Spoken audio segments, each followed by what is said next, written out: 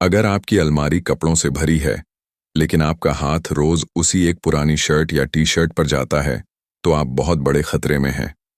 बात उस शर्ट या पैंट की नहीं है, बात आपके जकड़े हुए दिमाग की है। चाणक्य नीति कहती है कि बदलाव प्रकृति का नियम है। जो पानी एक जगह रुक जाता है, वह सड़ जाता है। यही आपके दिमाग के साथ हो रहा है। वही कपड़े, वही रूटीन, वही ढर्रा, और फिर आप रोते हैं कि जिंदगी में कोई चमत्कार क्यों नहीं हो रहा। आज मैं आपको बताऊंगा कि कैसे सिर्फ अपना पहनावा बदलने से आप अपने अंदर सोई हुई एक खतरनाक ऊर्जा को जगा सकते हैं और अपने जीवन का पूरा खेल पलट सकते हैं। आप शायद इसे सिर्फ एक मामूली सी आदत या अपना आलस मान लें। आप कहेंगे, क्या फर्क पड़ता है, कपड़े ही तो हैं। मुझे जो आरामदायक लगता है मैं वही पहनता हूं। लेकिन मनोविज्ञान और डार्क साइकोलॉजी की गहराइयों में उतरकर देखें तो यह सिर्फ एक कपड़ा नहीं है। यह आपकी मानसिक स्थिति का सबसे नग्न सच है, जिसे आप बिना कुछ बोले पूरी दुनिया के सामने चीख चीख कर बता रहे हैं। जब आप सुबह उठकर बिना सोचे समझे वहीं पुराना घिसा हुआ कपड़ा पहन लेते हैं, तो आप असल में अपने अवचेतन मन यानी सबकॉन्शियस माइंड को एक बहुत ही खतरनाक कमांड दे रहे होते हैं। आप उसे बता रहे हैं कि आज भी कुछ नया नहीं होने वाला। आज भी मेरी जिंदगी उसी पुरानी उबाऊ पटरी पर घिसेगी। और आपका दिमाग आपकी इस कमांड को सच मान लेता है। वह नए विचारों को जन्म देना बंद कर देता है। वह सर्वाइवल मोड में चला जाता है, जहां उसका मकसद सिर्फ किसी तरह दिन काटना रह जाता है, जिंदगी जीना नहीं। आचार्य चाणक्य ने इंसानी दिमाग की इस कमजोरी को सदियों पहले बहुत बारीकी से समझ लिया था। उन्होंने स्पष्ट कहा था कि जो इंसान समय और परिस्थिति के अनुसार अपना आवरण नहीं बदल सकता, वह अपनी किस्मत को क्या खाक बदलेगा। एक ठहरा हुआ इंसान, चाहे वह विचारों से ठहरा हो या अपने पहनावे से, वह समाज के शिकारियों और चालाक लोगों के लिए सबसे आसान शिकार होता है। आप सोच रहे होंगे कि यह तो सिर्फ आपकी निजी चॉइस है, लेकिन क्या आपने कभी इस खौफनाक सच पर गौर किया है कि जो लोग आप पर हावी होना चाहते हैं, जो आपको नीचा दिखाना चाहते हैं, वह आपकी इस आदत से कितने खुश होते हैं। यहीं से शुरू होता है डार्क साइकोलॉजी का वह खेल, जिसे समझना आज आपके लिए संजीवनी बूटी से कम नहीं है।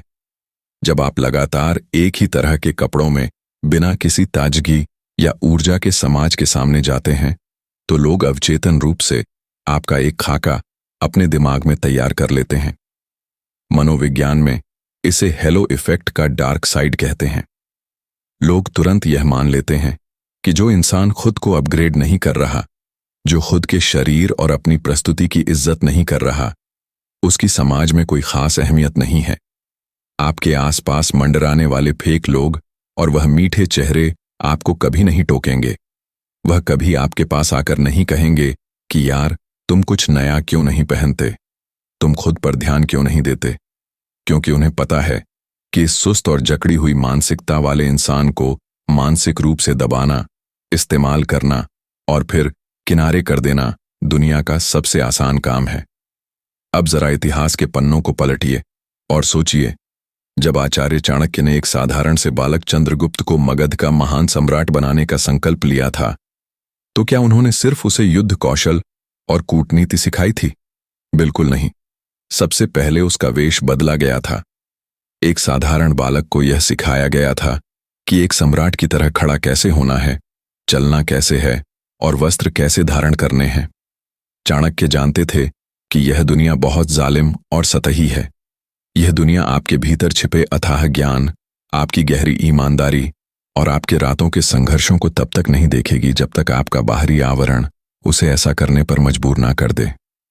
जो इंसान खुद को एक हारे हुए, थके हुए व्यक्ति की तरह दुनिया के सामने पेश करता है, दुनिया उसके साथ हारे हुए इंसान जैसा ही सुलग करती है। आप समाज में निकलते हैं, किसी जरूरी मीटिंग में जाते हैं या अपने काम की जगह पर पहुंचते हैं। लोग आपको देखते हैं। आपके बोलने से पहले, आपके ज्ञान का प्रदर्शन करने से पहले आपका पहनावा आपका पूरा परिचय दे चुका होता है। अगर वह पहनावा वही पुराना, बोरिंग और ऊर्जाहीन है, तो सामने वाले के दिमाग में आपके लिए जो सम्मान पैदा होना चाहिए था, वह पैदा होने से पहले ही मर जाता है। और डार्क नीति का सबसे बड़ा नियम यही है कि एक बार अगर किसी की नजरों में आपका सम्मान और आपका रुतबा कम हो गया, तो आप चाहे कितनी भी ज्ञान की बातें कर लें, कितने भी सही क्यों ना हो, आपकी बातों का वजन हवा हो जाता है। लोग आपको सुनते जरूर हैं, लेकिन आपको गंभीरता से लेना छोड़ देते हैं। लेकिन यह तो सिर्फ शुरुआत है। असली तबाही तो तब होती है जब यह कपड़ों का ठहराव आपके अंदर उतरकर आपके आत्मसम्मान को दीमक की तरह खाने लगता है। जब आप बार बार खुद को आईने में उसी पुराने थके हुए रूप में देखते हैं, तो आप अनजाने में खुद से प्यार करना छोड़ देते हैं। आपकी अपनी ही नजरों में आपकी कीमत कम होने लगती है। और याद रखिए, जो इंसान खुद की कीमत नहीं समझता, यह मतलबी दुनिया उसे कौड़ियों के भाव नीलाम कर देती है। क्या आप चाहते हैं कि लोग आपको एक ऐसा इंसान माने जिसका समय बीत चुका है, जिसके अंदर अब कोई आग, कोई जुनून नहीं बचा है? अगर नहीं, तो आपको यह गहराई से समझना होगा कि आपके कपड़े सिर्फ आपके शरीर को ढकने वाले सूत के धागे नहीं हैं। वे आपके व्यक्तित्व के, आपके प्रभाव के सबसे धारदार हथियार है। एक बहुत ही सूक्ष्म लेकिन गहरी बात को महसूस कीजिए। जब आप कोई नया, साफ सुथरा या अलग ढंग का कपड़ा पहनते हैं, तो अचानक से आपकी चाल बदल जाती है। नोटिस किया है कभी? आपके कंधों का वह सुस्त झुकाव खत्म हो जाता है। आपकी रीढ़ की हड्डी तनकर सीधी हो जाती है। आपकी आंखों में एक अलग चमक आ जाती है। यह कोई जादू नहीं है, यह शुद्ध मनोविज्ञान है। आपका नया आवरण आपके जकड़े हुए दिमाग को एक जोरदार शॉक देता है। वह दिमाग से कहता है, आज कुछ अलग है, आज मैं आम नहीं हूं, आज मुझे सतर्क रहना है और खुद को बेहतर साबित करना है। यह छोटी सी क्रिया आपके अंदर एक खतरनाक ऊर्जा को जन्म देती है। एक ऐसी ऊर्जा जो आपको भीड़ से खींचकर लीडर्स की कतार में खड़ा कर देती है। कई बार लोग उस पुरानी कहावत के पीछे छिपने की कोशिश करते हैं, सादा जीवन, उच्च विचार। लेकिन डार्क नीति में इस वाक्य का बहुत ही चालाकी से और गलत तरीके से इस्तेमाल किया गया है। सादा जीवन का मतलब दरिद्रता में जीना या खुद को कूड़ेदान की तरह नजरअंदाज करना हरगिज नहीं है। सादा जीवन का मतलब है फालतू के दिखावों और मानसिक उलझनों से दूर रहना। लेकिन आपके उच्च विचारों को यह दुनिया तभी मानेगी जब आप उन्हें एक प्रभावशाली और मजबूत ढांचे में पेश करेंगे। अगर आपके विचार 24 कैरेट सोने के हैं, लेकिन आप उन्हें एक मैले, फटे हुए और बदबूदार कपड़े में लपेटकर बाजार में ले जाएंगे, तो कोई उसे सोना नहीं मानेगा। दुनिया उसे कचरा ही समझेगी और कूड़े में फेंक देगी। यही सबसे बड़ा कारण है कि जो लोग सत्ता के शिखर पर होते हैं, जो लोग दूसरों के दिमाग पर राज करते हैं, वे अपनी छवि को लेकर हद से ज्यादा सतर्क होते हैं। वे कभी भी गलती से भी आपको यह भांपने नहीं देते कि वे अंदर से कितने थके हुए हैं या कितने टूट चुके हैं। वे हमेशा खुद को एक अजय विजेता की तरह प्रस्तुत करते हैं, और उनके इस चक्रव्यूह की शुरुआत उनके लिबास से होती है। लेकिन यहां एक बहुत बड़ा सवाल उठता है, क्या सिर्फ अच्छे कपड़े पहन लेने से रातों रात कोई इंसान चाणक्य या चंद्रगुप्त बन जाएगा? क्या सिर्फ अपनी शर्ट का रंग बदलने से दुनिया की सारी सफलता आपके कदमों में आ गिरेगी? इसका जवाब इतना खौफनाक और गहरा है कि जब आप इसे सुनेंगे तो आपके पैरों तले जमीन खिसक जाएगी।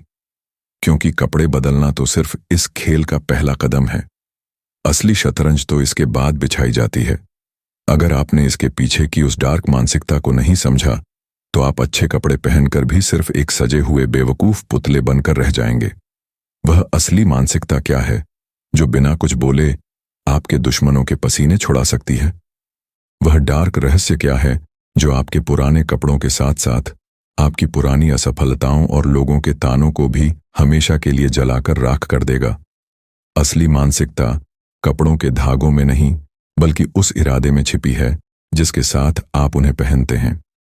जब आप अपनी अलमारी से एक धुला हुआ, सलीके से प्रेस किया हुआ कपड़ा निकालते हैं, तो आप सिर्फ अपने शरीर को नहीं सजा रहे होते, आप अपने आत्मसम्मान को एक नया कवच पहना रहे होते हैं।